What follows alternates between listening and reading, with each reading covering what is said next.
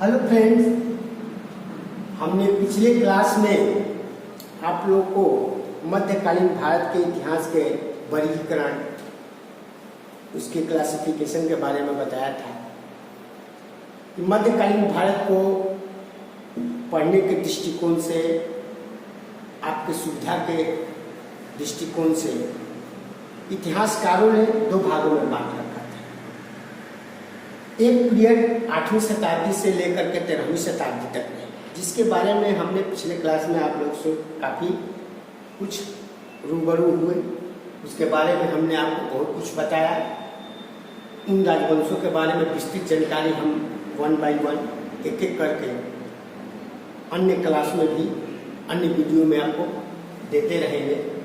आज के क्लास में हम मध्यकालीन भारत के इतिहास के दूसरे हिस्सा, जो उत्तर मध्यकालीन भारत का इतिहास कहलाता है, 13वीं शताब्दी से लेकर 18वीं शताब्दी तक चला है, इसके बारे में है। 13वीं शताब्दी के इतिहास का प्रारंभ मोहम्मद गोरी के भारत से वापस लौटने और कुतुबुद्दीन ऐबक को अपना सिपाहसालार के रूप में भारत की सत्ता को सौंपने के साथ प्रारंभ होता है। कुतुबुद्दीन ऐबक मोहम्मद गोरी का गुलाम था।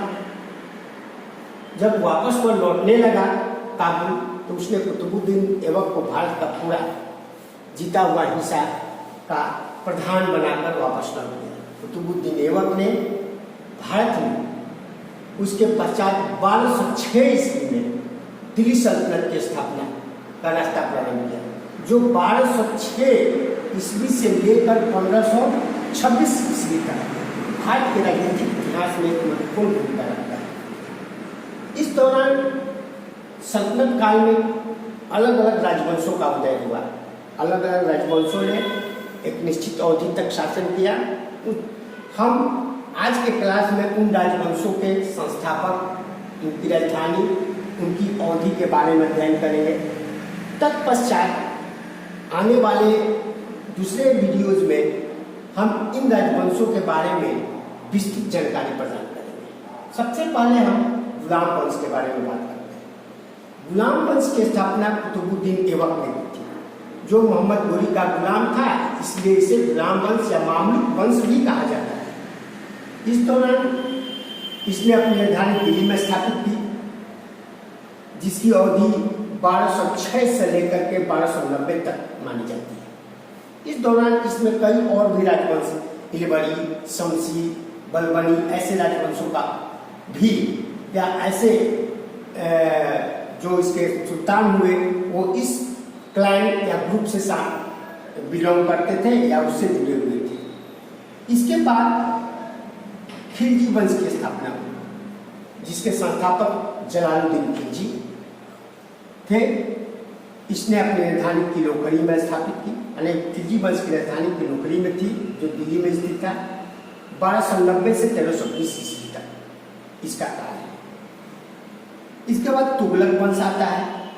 तुगलक वंश के संस्थापक गयासुद्दीन तुगलक, उसके काल में तुगलक वंश की राजधानी दिल्ली भी रही, बाद में दौलताबाद भी हुई, जो 1320 से लेकर 1394 तक रहा। इसके बाद सैयद वंश आता है। इसका संस्थापक खिजर खां, इसकी राजधानी दिल्ली, और 1394 से 1450 और 51 तक जाता है। इसके बाद लोधी वंश, इस वंश का अंतिम, दिल्ली सल्तनत का अंतिम वंश है, जो दिल्ली सल्तनत में राज किया। इसके संस्थापक बहलोल लोधी थे। इसकी राजधानी दिल्ली भी रही, कुछ समय के लिए आगरा भी, जो 1451 से लेकर 1526 तक चला। सल्तनत के बाद विजयनगर साम्राज्य, जिसकी स्थापना 1336 में हुई। इसके पश्चात 1336 से लेकर 1650 तक विजयनगर साम्राज्य का भी मध्यकालीन भारत के इतिहास में एक महत्वपूर्ण रोल, एक महत्वपूर्ण भूमिका है। जिसने मध्यकालीन इतिहास में अपनी काल के दौरान किए गए विकास, प्रशासनिक सुधार आदि के लिए काफी प्रमुख माना जाता है।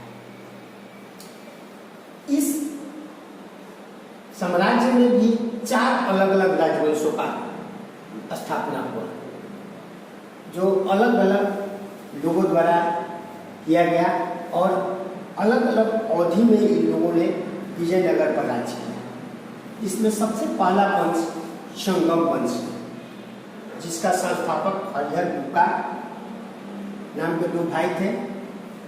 इनकी राजधानी अनगोंदी थी।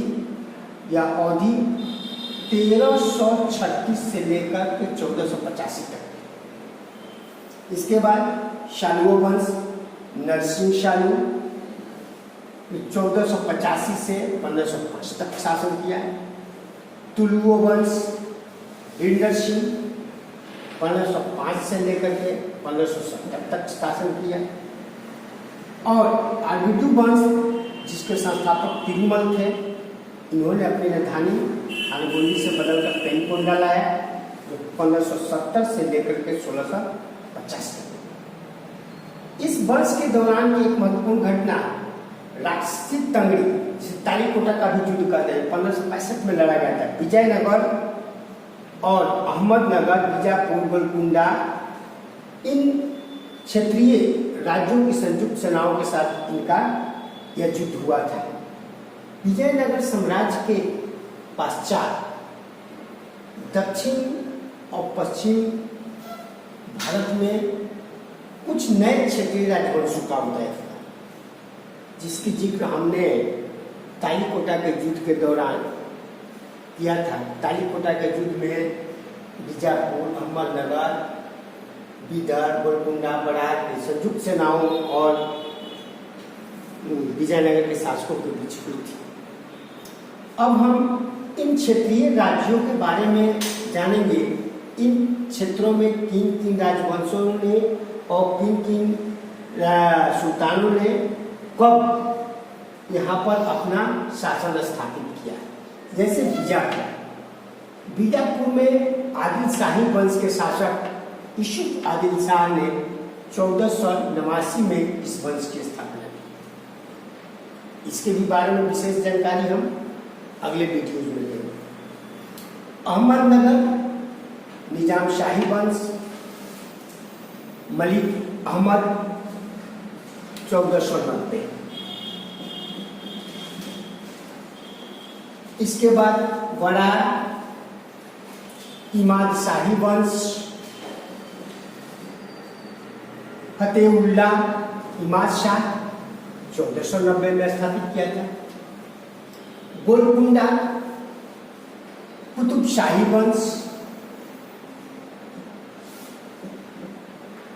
कुली कुतुब शाह 1512 ईस्वी में किया था। बीदर वलिद शाही वंश, अमीर अली बरी 1556 में हुआ।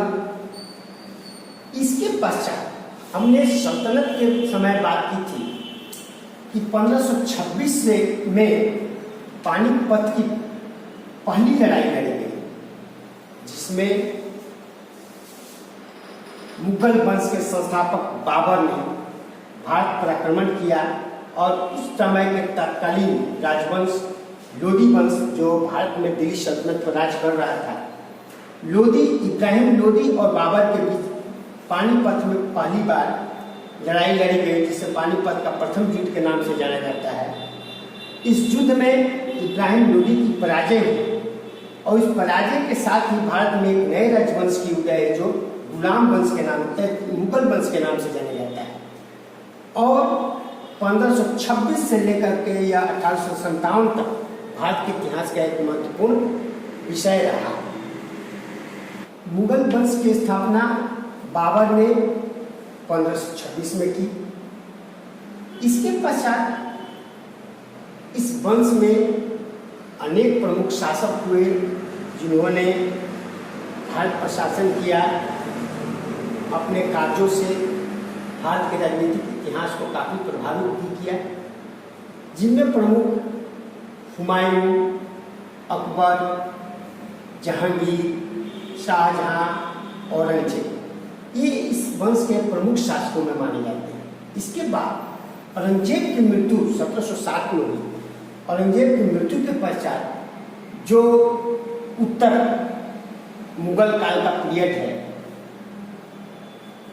वह भारत के इतिहास में आधुनिक भारत के इतिहास की प्रारंभ है, जिसके बारे में हम अगले वीडियोज में आधुनिक भारत के इतिहास का जब वर्गीकरण करेंगे तो उसका उल्लेख करेंगे। इस वंश का अंतिम शासक बहादुर शाह जफर, जिसे जो 1857 के युद्ध में भारतीयों के पराजय के पश्चात इस वंश की समाप्ति हो गई। यहाँ मध्यकालीन भारत का इतिहास का अंत हो जाता है और इसके साथ आधुनिक भारत के इतिहास का प्रारंभ होता है।